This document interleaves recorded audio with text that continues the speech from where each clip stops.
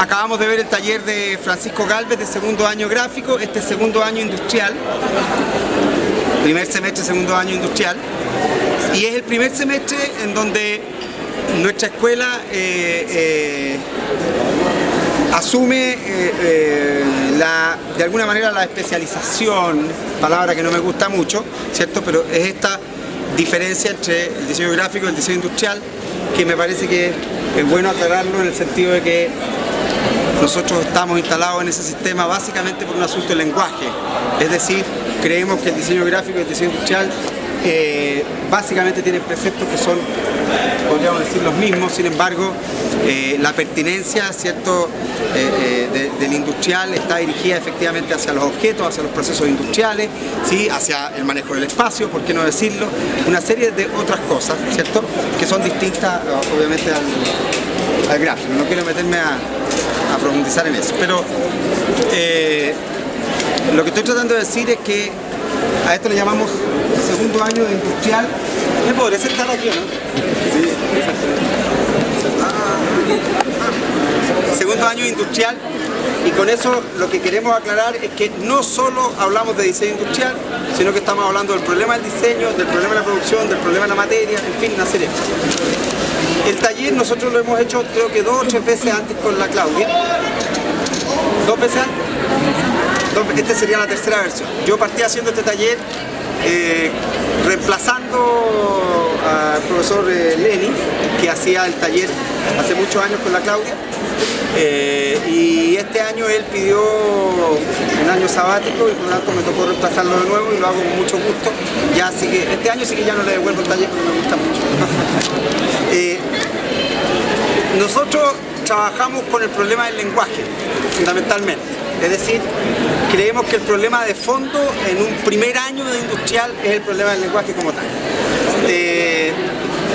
Asumimos que en primer año el alumno debería aprender a observar, ¿cierto? Debería aprender a ver, debería aprender a dibujar, y por lo tanto en esta etapa lo que nosotros hacemos es, a partir de un método que se llama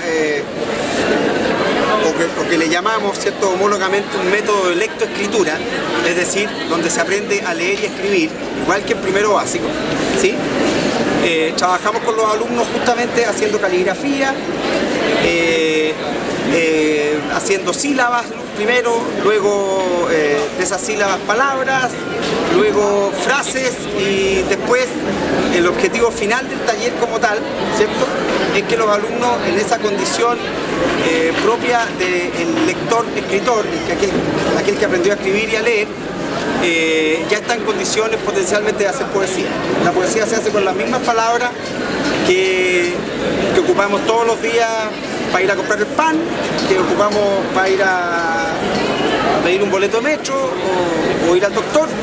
Sin embargo, pareciera que el modo en que ellas se ordenan, se relacionan, ¿cierto?, y se construyen como tal, termina dándoles una dimensión poética. En la etapa en la que estamos estos trabajos son todos trabajos de la etapa previa, que diríamos que es una unidad que le llamamos introductoria, que mayormente busca primero generar un grupo de gente que simpatice entre ellos, que lo pase bien trabajando. Hacemos ejercicios desde el módulo, ¿cierto?, al objeto, hacemos una serie de procesos de reinterpretación de sillería, podríamos decir, es decir, tomamos la clásica silla ordinaria de colegio, ¿cierto?, y vamos desde esa silla a otra silla, estamos tratando que el alumno reinterprete y sobre todo acentúe esa condición del diseñador como intérprete,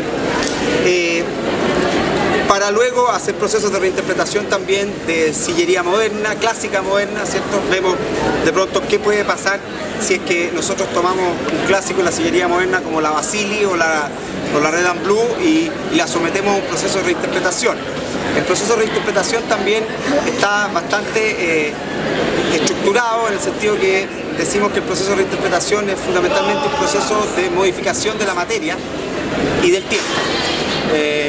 Es decir, estamos intentando generar una correlación directa entre la realidad del objeto de diseño y el tiempo que le corresponde, ¿sí? Desde ahí surge el lenguaje, es decir, de una realidad material, tecnológica, constructiva, productiva, expresiva. Ese sistema, ¿cierto?, es el que define la realidad del objeto. Por lo tanto, si uno le quita la condición del tiempo, no funciona. Es decir, el tiempo es definitivo al momento de dar forma a algo. ¿Por qué? Porque el tiempo es el que te regala una condición, ¿cierto?, tecnohistórica, ¿sí?, una disponibilidad material, tecnológica, como decía yo, constructiva, productiva y, por qué no decirlo, expresiva. A partir de esa observación es que nosotros trabajamos con los procesos de reinterpretación. Y luego entramos ahora, que entramos hace 2 semanas, a el proceso ya de lectoescritura, ¿cierto?, que es el método de las palabras, así se llama, en donde los alumnos eligen 3 materiales libremente, que decimos que los materiales son las letras, ¿ah?, y con esos 3 materiales ellos deben construir un abecedario de 3×3, ¿sí?, y unas sílabas, que agarran estas 3 palabras, con estas 3 palabras las cruzan en una... 3 letras, perdón, ¿qué dije? 3 palabras. 3 letras, las cruzan, hacen una tabla de uniones que nosotros decimos que esas son las sílabas, ¿sí, no? Es decir, cuando tú tomas una letra A, una letra O, resulta AO, una sílaba, ¿cierto? Perfecto. Lo primero que se le explica a los alumnos es que no todas las sílabas, en cuanto a combinación de 2 letras, tienen el potencial de constituirse en palabra ni en un sonido propiamente, ¿cierto?, reconocible. Es decir, si tú juntas la H con la K, te queda... no es una sílaba. Curiosamente no es una sílaba. O sea, la combinación de 2 letras no necesariamente resulta en sílaba. Eso es lo primero. Por lo tanto, eso requiere de un proceso de apropiación de esos materiales desde ellos, desde lo que son capaces de hacer. Cuando decimos lo que son capaces de hacer, de sus virtudes y sus defectos, ¿cierto?, que es lo que nosotros llamamos, ese conjunto de cosas llamamos propiedades, ¿sí? Para que me entiendan algo, una varilla, ¿cierto?, es muy flexible, ¿cierto? Perfecto. Eso que puede ser un defecto, porque esa flexibilidad es propiamente una incapacidad de resistir esfuerzos, ¿cierto?, por compresión, nosotros decimos que no es algo malo, que es algo propio de esa varilla. Y por lo tanto uno puede trabajar desde ese defecto en cuanto a propiedad, ¿sí? Armamos esta tabla de sílabas y ahora que los alumnos tienen sílabas, les pedimos que empiecen a construir palabras. Palabras entendido homólogamente como elementos de diseño. Es decir, la pata de una mesa, ¿cierto? Este sería un elemento, ¿sí? Decimos que la palabra es aquella que tiene más de 2 o 3 sílabas, por ejemplo, ¿cierto? Aquí vemos que hay una sílaba que es la unión de esto con esto, otra sílaba que será la unión entre estos elementos, otra sílaba que es la unión de esto con la cubierta, ¿sí? Y ahí empieza a aparecer una lógica, es la palabra. Si ustedes se fijan, esto es una frase, ¿cierto? Es una combinación de varias palabras que terminan por tener un objetivo significante. Ahí es donde vamos. La sílaba todavía no significa nada, tiene un potencial significante, pero no significa, ¿cierto?